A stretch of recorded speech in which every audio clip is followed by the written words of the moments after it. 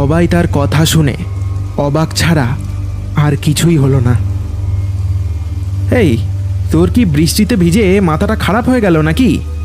কী সব আবল তাবল বকছিস বলতো তখন থেকে? ঘরের মধ্যে তুই আলো কোথায় দেখতে পাচ্ছিস? এটা বলে রাজু বাতিটা আবারও জ্বেলে দিল। এবার আর কিছু হলো না।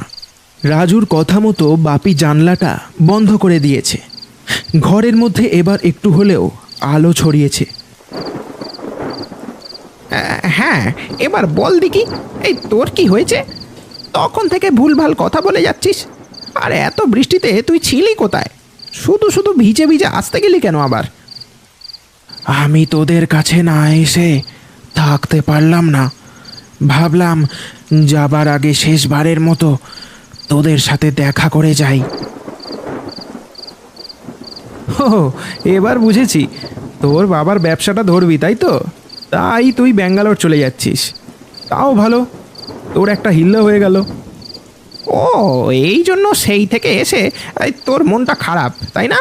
হ্যাঁ, আরে এত মন খারাপ করিস না। এই চিন্তা নেই, আমরা ঠিক তোর সাথে বছরে একবার হলেও দেখা করে আসবো। হ্যাঁ, কিন্তু ভাই, একটা কথা বলছি, ওখানে গিয়ে আমাদের আবার ভুলে ঠুলে যাস না। বাপির কথাটা শুনে তন্ময় তার দিকে তাকালো, যেন সে কিছু না বলেই তাকে অনেক কিছু বুঝিয়ে দিতে চাইছে। কিরে, কি হলো?